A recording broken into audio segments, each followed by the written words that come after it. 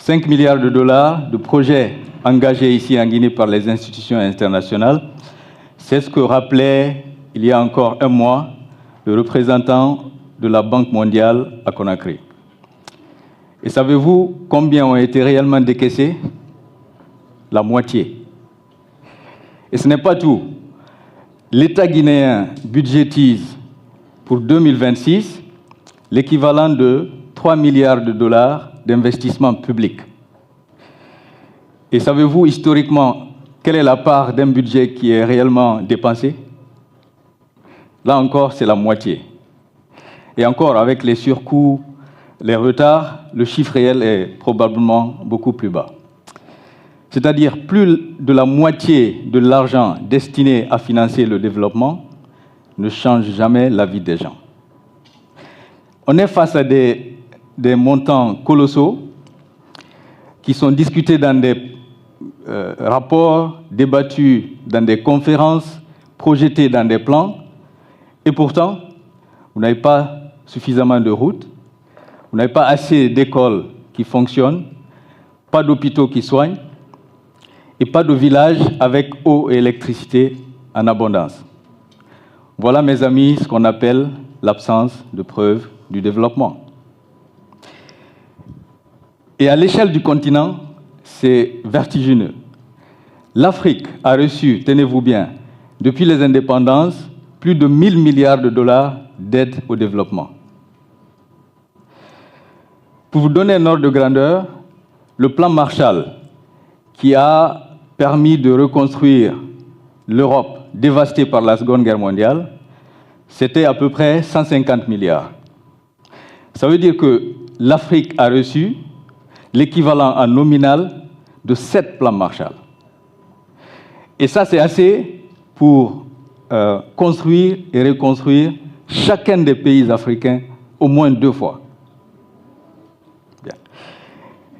Et on a eu 60 ans pour faire ça. Et à l'arrivée aujourd'hui, vous avez 2 Africains sur 5 qui n'ont toujours pas accès à l'électricité, 8 personnes sur 10 qui vivent sans électricité dans le monde sont des Africains. Et les derniers au classement du développement humain sont essentiellement des pays africains. Alors je pose la question simple, où est passée la preuve? Et surtout, où sera-t-elle demain? Vous voyez, ce n'est pas une rhétorique, croyez-moi, c'est vraiment une question fondamentale parce qu'il y a encore des millions de personnes qui attendent. Pourquoi? Parce que nous avons malheureusement appris à confondre le plan, l'intention, la promesse avec la preuve. C'est-à-dire que nous vivons dans un océan de promesses et d'intentions. Et c'est facile, hein? Ceux qui promettent, ça ne coûte pas cher. Allez sur les réseaux sociaux, écoutez les discours officiels d'un bout à l'autre du continent. Vous avez des gouvernements qui promettent des réformes, des ministres qui promettent des projets, des bailleurs qui promettent de l'impact. Mais, grosso modo, une intention ne construit pas un pont, un plan ne soigne pas un enfant, et une vision ne nourrit personne. Il faut qu'on soit très clair. Donc, qu'est-ce qui change réellement la vie des gens? Qu'est-ce qui transforme la vie des gens? Ce sont finalement 5 choses, d'après mon expérience. La discipline, la mesure, la responsabilité, le suivi et le courage de corriger. Je vais vous donner 3 exemples très rapidement. Il y a quelques années, je travaillais sur un projet d'éducation, quelque part en Afrique. On ne va pas être précis. Donc des écoles à construire, des enfants à scolariser. Et puis on recevait les rapports, tout allait parfaitement bien sur les rapports. Et puis j'ai décidé avec mon équipe d'aller voir. Donc on a pris l'avion, ensuite la route, et la vraie route d'ailleurs, hein, c'est où le goudron s'arrête là et la poussière vous pique sur des kilomètres et des kilomètres de trajet. Et on est arrivé, on a trouvé effectivement une école. Les chiffres ne mentaient pas, l'école existait. Mais à l'intérieur, les bancs étaient cassés, il n'y avait pas de livres, pas de bibliothèque, et la moitié des enseignants n'étaient pas venus depuis 3 semaines. Et j'ai regardé ces enfants assis littéralement par terre, affamés, ayant parcouru des kilomètres pour être dans ces conditions, et je me suis vraiment posé la question, à quoi sert une école qui n'enseigne pas? Et ce n'est pas un cas isolé. Deuxième exemple, projet de rénovation d'un centre de santé. Là encore, croyez-moi, le nom exact du pays importe peu. Et donc, durée prévue des travaux, 6 mois. 2 mois après, l'entreprise qui était chargée d'exécuter les travaux a quitté les lieux en disant qu'elle reviendrait. Bon. 7 ans après, elle n'est toujours pas revenue. Bon, peut-être que son GPS s'est planté, elle s'est retrouvée sur une autre planète. Mais en tout cas, entre-temps, dans cette localité-là, vous avez un seul infirmier qui soigne plus de 8000 habitants dans un bâtiment complètement en lambeaux, pas d'eau, pas d'électricité. Et pourtant, le projet existe sur le papier. Prenez le cas de l'eau. L'eau. Les statistiques officielles indiquent qu'en Afrique subsaharienne, 2 personnes sur 3 ont accès à l'eau. 2 personnes sur 3. Mais nous savons tout ce qui se passe dans les villes. Entre les coupures, les rotations, en tout cas les seaux attendent toujours l'eau dans les villes. Et dans les campagnes, dans les zones rurales, c'est encore plus dramatique. Vous avez des millions de femmes et d'enfants qui parcourent des kilomètres, parfois des chemins invraisemblables, pour accéder à l'eau quotidiennement. Quotidiennement. C'est-à-dire que, ce que je veux dire, c'est que le chiffre dit une chose, la réalité dit autre chose.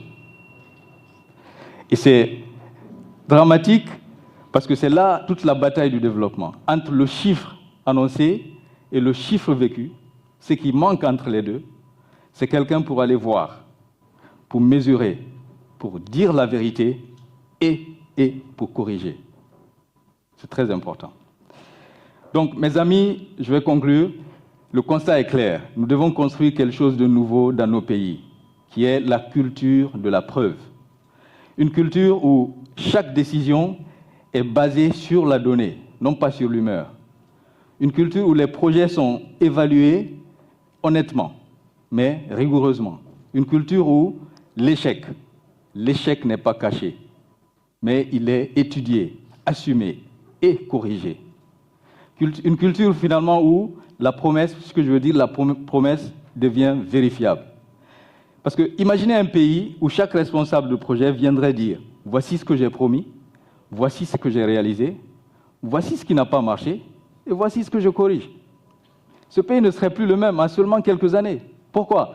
Parce que, en fait, la preuve, elle libère. Hein? Elle protège les nécessiteux des promesses creuses. Elle protège la jeunesse des illusions. Et puis, plus important, elle redonne confiance. Et un pays sans confiance ne se développe pas, il survit. Un pays avec confiance,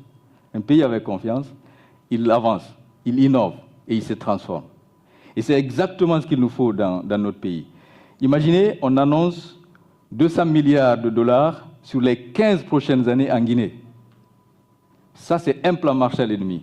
Et imaginez si on y appliquait une véritable culture de la preuve. Imaginez le pays qu'on lèguerait à nos enfants.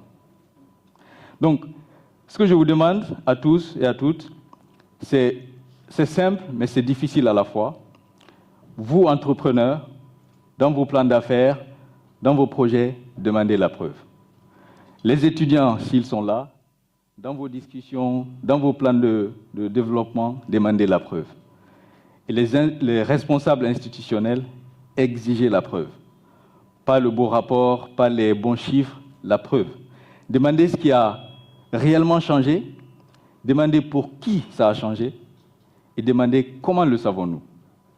Extrêmement important.